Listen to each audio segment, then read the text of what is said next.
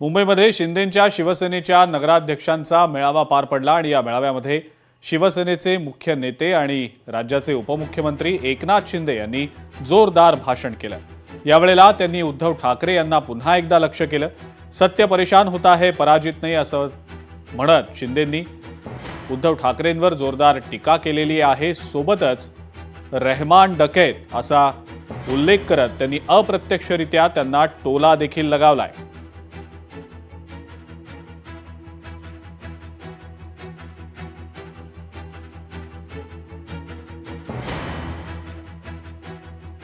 आज लोकांचं जीवनमान मुंबईकरांचं सुसह्य करण्याचं काम आपण केलं आणि फक्त विकास मुंबईपुरता मर्यादित ठेवला नाही। मुंबईमध्ये तुम्ही काय केलं? मुंबईच्या निवडणुका बोलू मी। मुंबईमध्ये काय केलं तुम्ही? मुंबई वेटीत धरली। मुंबई सोन्याची अंडी देणारी कोंबडी म्हणून पाहिलं। कोविडमध्ये देखील लोकांच्या तोंडची खिचडी तुम्ही पळवली। डेड बॉडी बॅग मध्ये भ्रष्टाचार केला।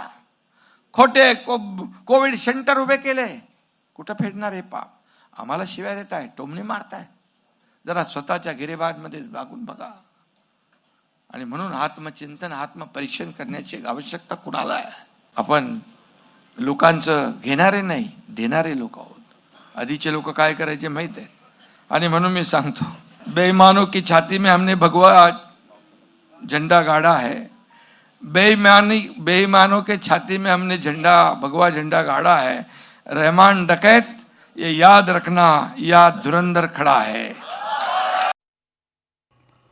राज्यामध्ये सध्या महानगरपालिकांच्या निवडणुकीची रणधुमाळी सुरू आहे आणि अशातच पुण्यामध्ये शरद पवारांच्या राष्ट्रवादीला एक मोठा धक्का बसण्याची शक्यता आहे। प्रशांत जगताप यांनी पुणे शहर अध्यक्षपदाचा राजीनामा दिल्याची माहिती समोर आलेली आहे। दोन्ही राष्ट्रवादी काँग्रेस पक्ष एकत्र येण्यास जगताप यांचा तीव्र विरोध असल्यानं त्यांनी राजीनामा देण्याचा निर्णय घेतल्याचं समजतं आहे। त्यामुळे शरद पवारांच्या पक्षामध्ये मोठी खळबळ उडालेली आहे। अशातच खासदार सुप्रिया सुळेंनी जगताप यांचा राजीनामा आपल्याकडे अद्याप आलेला नाही अशी माहिती देखील दिलेली आहे। पक्षाच्या विचारधारेच्या विरोधात किंवा पक्षाचे एकूणच आत्ताची जे काय चर्चा चालू आहे त्या संदर्भामध्ये मला कुठेही स्टेटमेंट करायचं नाही। माझा निर्णय जो काय असेल तो आदरणीय सन्माननीय पवारसाहेबांना आदरणीय सुप्रियाताईंना सांगितल्याशिवाय मी जाहीर करणार नाही। त्याचं मला काही माहिती नाही, कारण का माझ्याकडे तर राजीनामा आलेला नाही किंवा शिंदे साहेबांकडे प्रोटोकॉल प्रमाणे यायला पाहिजे। शिंदे साहेबांच्याकडून मला काही कळवण्यात आलेलं नाही। त्याच्यामुळे राजीनाम्याबद्दल मला एकतर काहीच माहिती नाही। मी मीडियातूनच ऐकते। हा पहिला मुद्दा।